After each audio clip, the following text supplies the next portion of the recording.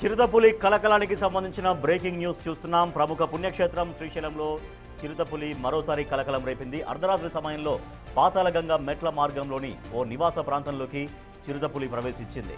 పాతాళగంగ దారిలోని ఓ ఇంటి ప్రాంగణంలో చిరుత అటూ ఇటూ తిరుగుతున్న దృశ్యాలు సీసీ కెమెరాలో స్పష్టంగా రికార్డయ్యాయి. ఈ వీడియో బయటకు రావడంతో అటు స్థానికులు ఇటు పుణ్యస్నానాలకు వెళ్లే భక్తులు తీవ్ర భయాందోళనకు గురవుతున్నారు.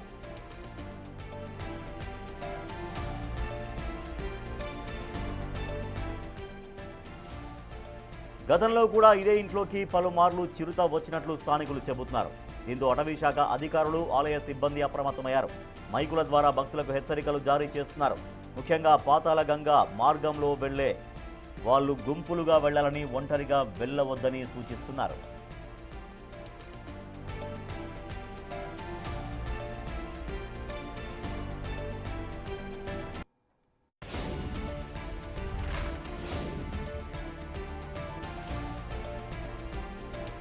ప్రముఖ పుణ్యక్షేత్రం శ్రీశైలంలో చిరుతపులి మరోసారి కలకలం రేపుతోంది.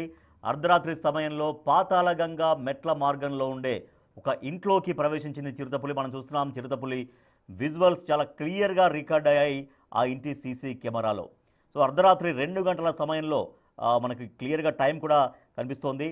సో 2 గంటల సమయంలో చిరుతపులి ఆ ఇంట్లోకి ప్రవేశించింది.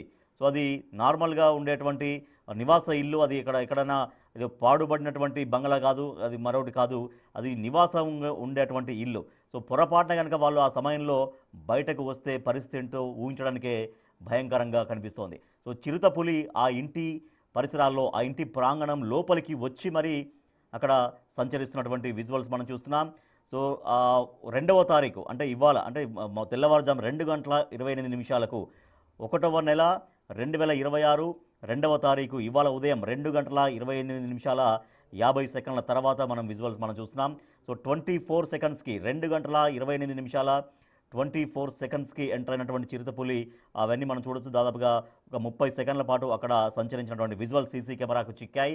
సో ఆ విజువల్స్ చాలా క్లియర్గా కనిపిస్తుంది. చిరుతపులి ఆ ఇంట్లోకి ప్రవేశించి ఆ ఇంటి ప్రాంగణంలో ఎట్లా కలిదిరుగుతుందో మనం చూస్తున్నాం. అయితే పాతాళగంగ దారిలో ఉన్నటువంటి ఒక ఇంటిలోకి ప్రవేశించింది చిరుతపులి. కాబట్టి భక్తులకు హెచ్చరికలు జారీ చేస్తున్నారు ఆలయ అధికారులు.